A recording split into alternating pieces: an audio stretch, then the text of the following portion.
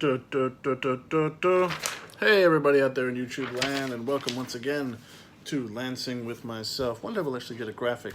The 5-minute weekly YouTube bit where I tell you my brain advice, my thoughts on game design and being a creative, especially when you're low on spoons and low on cash.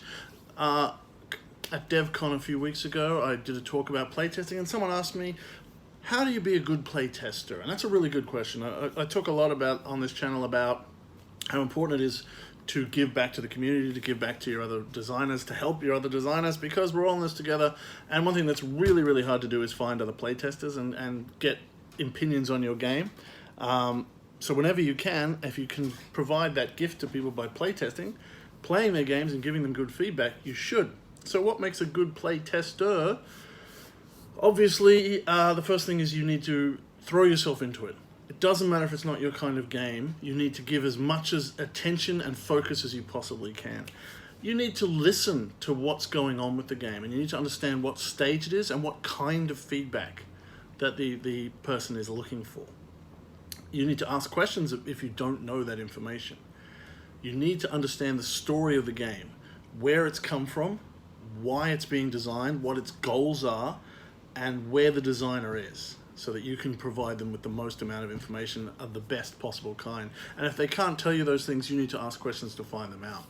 But yeah, the main thing is figuring out what kind of feedback they want and trying to give that kind of feedback, because it's always going to be a different stage, and it's really useless to give them the wrong kind of feedback, and it happens all the time.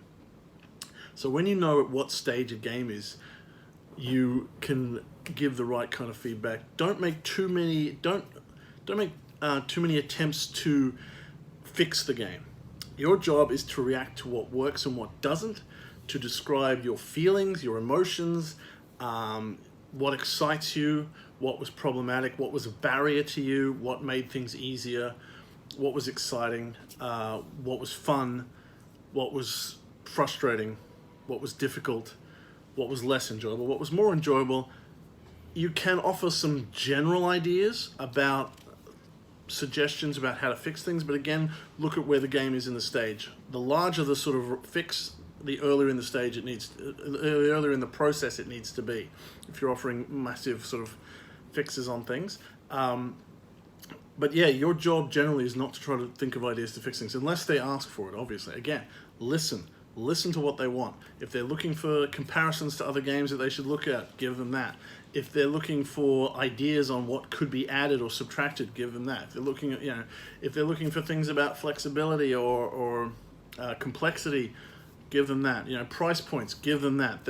Figure out what they want to know. That's really your biggest point for being a playtester, is listen to what they're doing, what they're saying, engage with it as hard as you can, and try to be as useful as you can to answer the questions they want you to answer. And don't answer other things. Don't talk about other things that aren't important to that person. Don't tell them about setting when they've already chosen their setting. Don't talk about art when it's clear that art hasn't come along. Don't try to add too many things that are further down the track that obviously are outside the scope of this particular playtest. It might be useful, it might spark something, but chances are it's something that's outside the scope of the questions that are going on right now. So that's the thing, is just try to figure out, don't ever censor yourself. Don't say, I don't want to say this sort of thing, but don't try to go, don't not say something, but say, do you want feedback on this? Would you like to know about this? To get a sense of what it's going to say. If you're about to say something you're not sure, say, I've got a thought about this, would you like it? That way you know that the what you're about to say is welcome and encouraged and thinking, and is going to be accepted and useful. So that's just a really simple idea to go, here's my thoughts on X. Give it a bracket, give it a frame, so that they know, where it's coming from and what it's specifically about.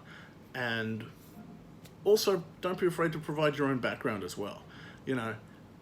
Just as their game has a story, you have a story as well. So, if if you have a history with these kind of games or thoughts on these or strong emotions, if there's something it makes you think of or brought out of you, you know, tell your story as well. This is your story of interacting with the game. And that's partly things like, you know, oh, I do like this kind of game, or I don't like this kind of games, or I've seen this been done here, but I've never seen it done like this, or I wish it could have been done like this, or I was hoping it would be like this. All of that story matters because it provides good context to you. And so that's the thing. You want to know the context that the game is in, the context that the game designer is looking for, the feedback that he wants, so that you know the context to put your remarks in, and you give your own context to them so that they can understand better what your reactions mean for the wider populace. The more you can tell them about yourself, and the more you can tell them about what the questions are actually asking, the more they'll know. And that's a simple thing. So listen to what they know, respond to what they want, and add your own context, and you'll be a great playtester. Till next time, pat dogs, play games, have fun, be good.